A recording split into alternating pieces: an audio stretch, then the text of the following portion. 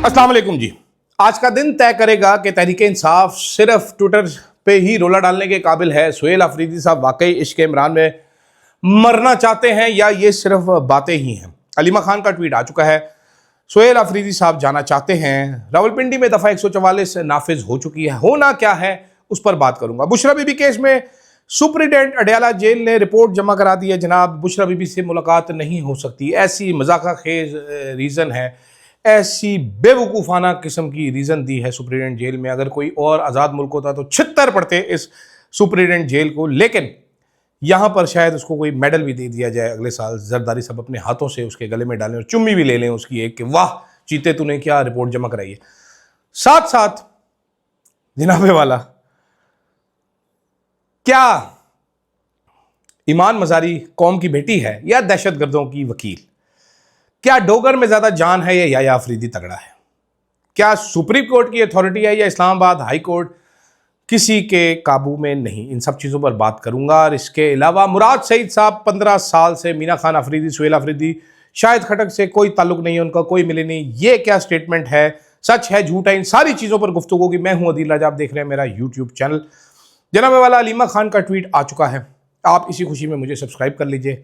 Feedback आपने ज़रूर देना है। मेंबरशिप और सुपर थैंक्स कोई 0/0 निल बटा कोको हो चुकी हैं सारी की सारी। मेंबरशिप कोई ले नहीं रहा। अगर आपके सामने ऑप्शन आता है सपोर्ट करना चाहते हैं तो ज़रूर लीजिएगा। अलीमा खान ट्वीट कर चुकी हैं। वो कह रही है सारे MNA, सारी गवर्नमेंट, सब लोग उधर पहुंचे अडयाला जेल के बाहर। बड़ा इम्तहान है, बार बार ये हो रहा है, बार बार फेल हो रही है तहरीक इंसाफ। आज सुहेल अफरीदी साहब ने अपने 91 MPs लेके वहां पर पहुंचना है। देखते हैं कितने सेनेटर्स आते हैं। अलीमा खान ने खास तौर पे ट्वीट किया है जनाब के कोई आम आदमी, कोई वर्कर ना आए, आपको अरेस्ट कर लेंगे। मेरी इत्तला के मुताबिक वर्कर फिर भी पहुंच ही जाएंगे। असल मसला इस घटिया लीडरशिप का है। ये MNAs हैं, ये सेनेटर्स हैं, ये आते हैं कि नहीं आते, डर इनको बड़ा लगता है।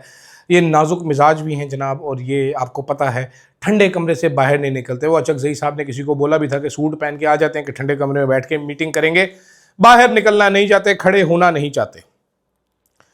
ये सूरत हाल है जनाब इन लोगों की। ये पोजीशनिंग चल रही है अभी।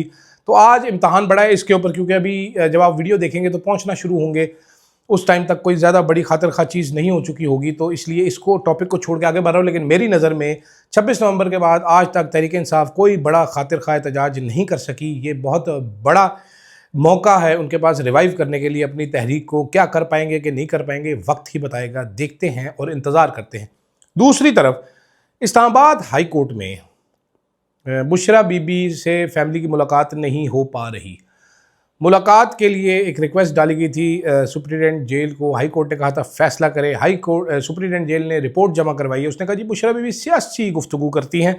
उनकी बहन मरियम रियाज वटू जो मुल्क से बाहर बैठी हैं वो ट्वीटें कर देती हैं, बड़े जी मसला हो जाता है, इसलिए मुलाकात मैंने बंद कर दी है, क्योंकि मैं सुपरिटेंडेंट जेल में बंद कर सकता हूँ। अब अगर बुशरा बीबी बताती हैं कि जी मुझे कीड़े काट रहे हैं, मेरी आंख ख़राब है, मुझे गंदा पानी दिया, ये सियासी गुफ्तगू कहाँ से होगी? मुझे ये समझाए। सुपरिटेंडेंट जेल को सियासी गुफ्तगू का मतलब समझाने की ज़रूरत है। और इस्टेब्लिशमेंट का नाम अगर लेंगे, इस्टेब्लिशमेंट ही कर रही है, हर बच्चे को पता है।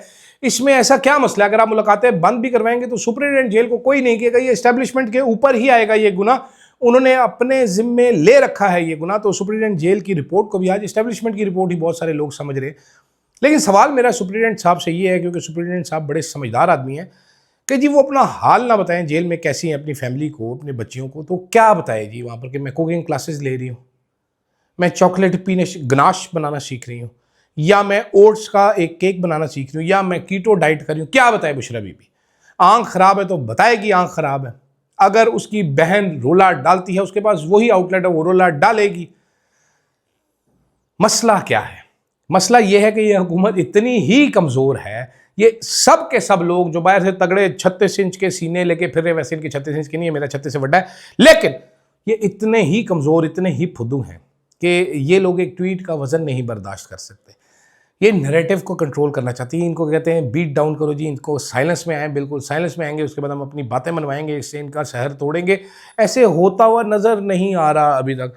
कितने 6 महीने की कैद तन्हाई की कैद काट गए इमरान खान। 1000 दिन प्लस वो बैठा हुआ है, तगड़ा है, जबर स्ट्रॉन्ग है, जबर। आपने उसकी आंखें छीन ली उससे, नहीं वो डील कर रहा आपके साथ। फिर भी क्या ही गंदी हुकूमत है, क्या ही कमज़ोर हुकूमत है। बाकी इसके गुनाह छोड़ें, ये एक ही गुनाह। दूसरी तरफ से ईमान मज़ारी को भी गिरफ्तार करके रखा हुआ है। ईमान मज़ारी सुप्रीम कोर्ट में केस डाला। श्री मज़ारी साहिबा मेरी फेवरेट हैं सियासतदानों में एक, वे आई रियली लाइक हर। उन्होंने भी आज सुप्रीम कोर्ट गई हुई थी। वो सुप्रीम कोर्ट ने कहा है जनाब कि इसका 2 हफ्ते में हाई कोर्ट केस सुनकर फैसला करे और उतनी देर में ये केस पेंडिंग रहेगा सुप्रीम कोर्ट में। और साथ ये लाइन भी थी कि after all she is a daughter of Pakistan. कुछ अर्सा कबल ही DGISPR साहब ने अपनी प्रेस कॉन्फ्रेंस में फरमाया था कि ईमान मज़ारी जो है ये दहशत गर्दों की वकील है और इसके डोरे बाहर से हिलते हैं और ये बारीक वारदात डालती है। अब मुझे समझ नहीं आ रहा कि डॉक्टर ऑफ पाकिस्तान का खिताब जज साहब दे रहे हैं, दहशत गर्दों के वकील का खिताब DG साहब दे रहे हैं, इन दोनों के पास क्या अथॉरिटी है देने की। लेकिन चलो खैर दे सकते हैं जी, दे दो।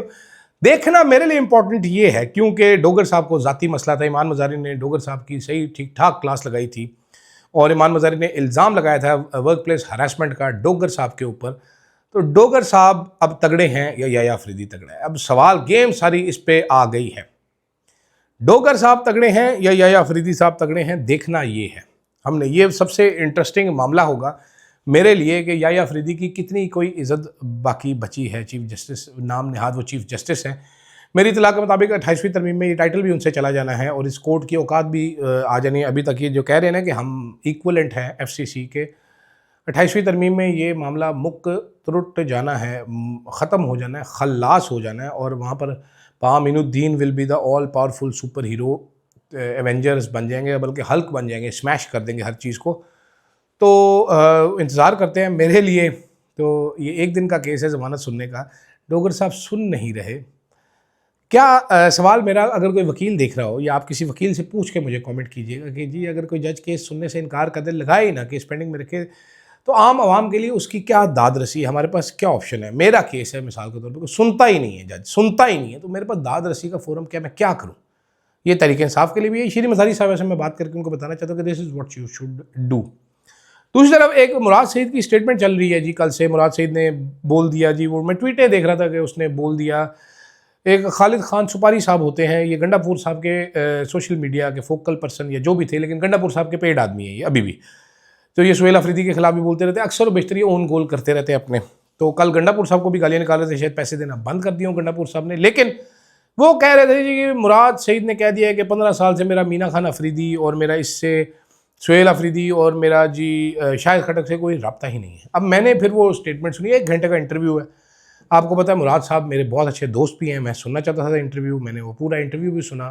स्कूप था जाहिर बात है शहजाद अकबर साहब का, बहुत डिबेट स्टिर की है, उसके बारे में बाद में बात करूँगा। लेकिन क्या उस इंटरव्यू में मुराद सईद साहब ने ये ऐसी लाइन बोली है कि मेरा 15 साल से इनसे रब्ता नहीं है।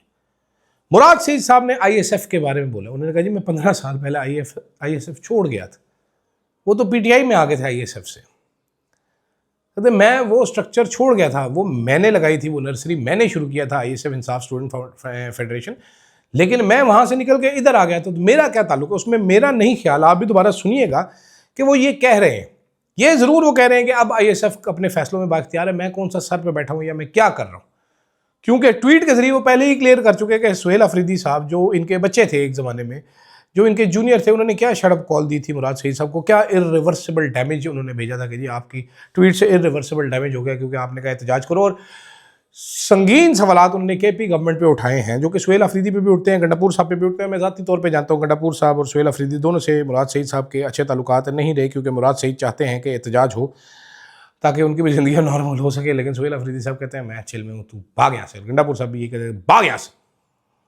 तो मेहरबानी करें खालिद खान सुपारी साहब, गंडापुर साहब से रब्ता करें सर। मुझे पता है गंडापुर साहब तैयारी में है चीफ मिनिस्टर बनने की, मुझे बहुत सारी चीज़ें पता है, लेकिन ऐसे ना करें यार, इतनी भी गलत स्टेटमेंट ना जारी करें। बाकी आप लोग बड़े तेज़ हैं, बड़े ज़बरदस्त हैं, आप ही तरीके इंसाफ हैं, बाकी इमरान खान तो कुछ भी नहीं आपके आगे। Gandapur is the best person. और बाकी फैसल अमीन साहब कैसे हैं सर आप? जर्नलिस्टों को फ़ोन कॉल है आपकी कैसी जा रही है? उम्मीद है बात तो आप समझ गए होंगे। मुझे इजाज़त दीजिएगा जनाब, अल्लाह हाफ़िज़।